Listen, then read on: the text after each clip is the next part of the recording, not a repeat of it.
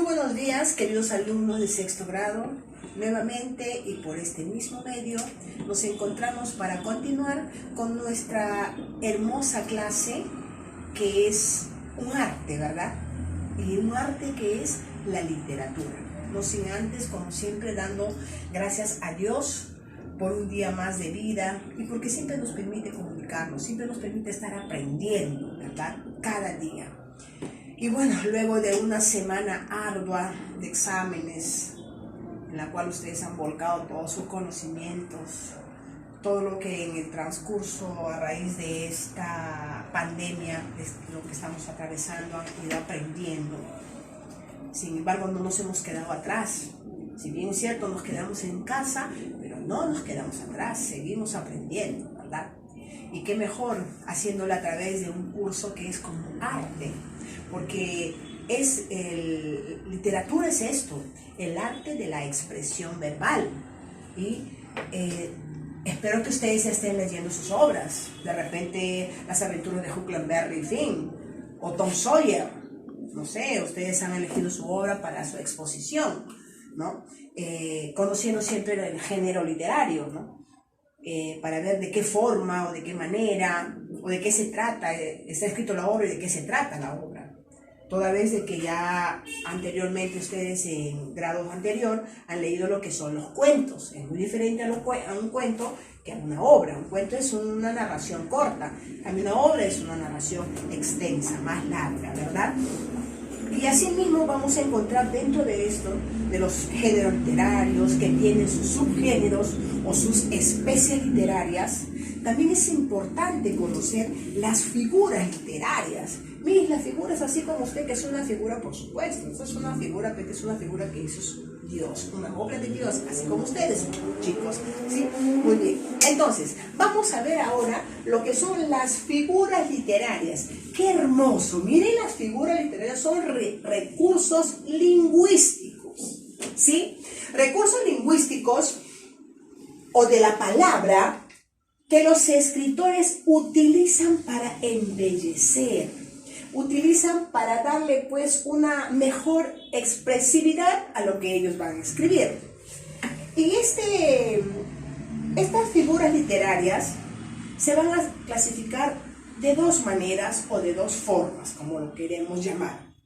La primera es, dice, las de forma o dicción. Dicción quiere decir la forma como uno habla. Y después se ha clasificado con las de significado o de pensamiento. Vamos nosotros a ir por partes, ¿sí? En primer lugar nos vamos a enfocar en esto, en las de forma o dicción. Esta de forma o dicción varía la manera en cómo están distribuidas las palabras. Miren, las palabras pueden ir una de repente adelante, atrás, y cómo cambia el sentido. Eso lo vamos a saber, a conocer de acuerdo a las figuras literarias, ¿no?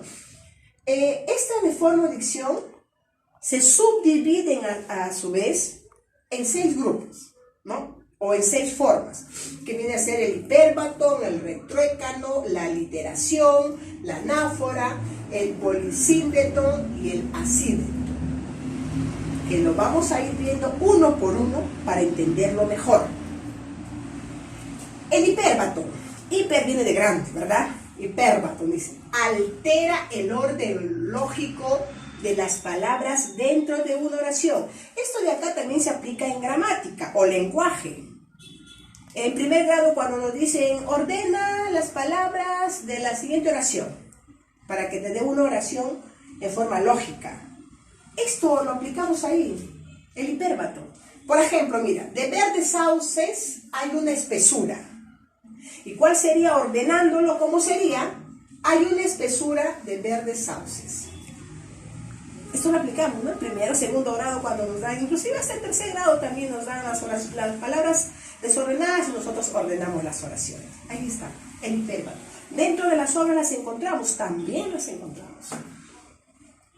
En segundo plano está el retruécano. El retruécano dice, viene la repetición de las palabras, mira, repetición de las palabras con el orden inverso, pero ya va a ser en otra frase. cambiando por completo el sentido y su significado. Miren, repetición de las palabras, pero va a ser con el orden inverso. Y va a cambiar, y también va a estar en otra frase, y lo va a cambiar el sentido. Miren, observen. No hay camino para la paz. No hay camino para la paz. Pero si nosotros ya cambiamos el orden de las palabras, en otra frase decimos, la paz, miren, la paz es el camino. Los encontramos también en las obras que vemos. A esto se lo llama retrócano, porque cambiamos el orden de las palabras en otra frase y también cambia su significado o su sentido. Como tercer punto tenemos la aliteración. En la aliteración vamos a ver que se van a repetir varias veces un sonido, el mismo sonido, mira, repetición de un sonido varias veces. Acá vemos el ejemplo. La chica era la más chiquita entre los chicos. ¿Qué estamos repitiendo acá? Chi, chi, chi, chi. ¿No es cierto? Por eso dice que la aliteración es la repetición de un sonido varias veces. Un sonido. No necesariamente tiene que ser una sílaba como es acá, ¿no? Chi, chi, chi. Porque puede ser el sonido de un silbido, la S, de un silbido, sonaba así la S, ¿no? O sea, no necesariamente se va a dar en sílaba, sino también puede ser en la primera letra, ¿sí? Luego tenemos, como cuarto punto, tenemos la anáfora. Miss, es Ana con fora. No estamos hablando de Ana, sino estamos hablando de figuras literarias, ¿sí? La anáfora dice, es la repetición de una o más palabras al inicio. Mira acá, repetición de una o más palabras al inicio de una frase o de un verso. El verso es lo que va en línea. La frase es un todo completo, ¿sí? Entonces vamos a observar el ejemplo, no sin antes volver a entender lo que es la anáfora. Repetición de una o más palabras al inicio de una frase o verso. Mira la diferencia con la literación. Repetición de un sonido varias veces. Un sonido. No dice palabras, sonido. Puede ser sílaba o letra. No pasa de sílaba, ¿sí? En cambio acá, en la anáfora, es la repetición de una o más palabras. Pero va a ser al inicio nomás. Vemos el ejemplo acá. El mar es azul. El mar es inmenso. El mar es luz. ¿Qué palabras estamos repitiendo? El mar y el mar. ¿Sí? ¿Listos? Hasta ahí estamos entendiendo. Acá, por favor, yo quisiera que enfoquen bastante para entender esta diferencia. Aliteración, repetición, sí, ambos son repeticiones. Pero acá repites el sonido, ya sea de una letra o de una sílaba, acá, en la aliteración. Sin embargo, en la anáfora, la repetición va a ser también al inicio, pero de una o más palabras. Al inicio de una frase o de un verso, ¿sí? Vamos entonces a ver a continuación el polisindetón. Polisindetón es la repetición de conjunciones. Mira, también repetición, pero acá está hablando ya de conjunciones. En gramática ustedes han estudiado lo que son las conjunciones, ¿verdad? Está la I, la E y la NI, o sea, más conocida como Yeni. Y la O con la U, Yeni, O. Esas son las conjunciones. Hay más conjunciones también, con, que, para, ¿no? Sí, etcétera, ¿ya? Entonces vamos a repetir acá. Dice que el polisindetón es la repetición de conjunciones para darle un ritmo más lento al verso. Acá repetimos una letra o una sílaba.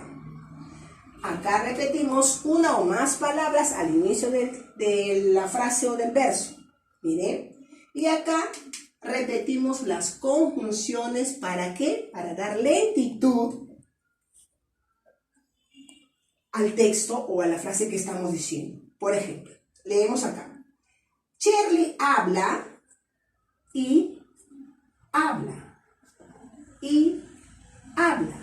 Mire, dice que Shirley habla y habla y habla y a veces no habla nada. Estos son conjunciones. La repetición, estas y le da una lentitud, una pausa al verso. ¿Sí? Muy bien.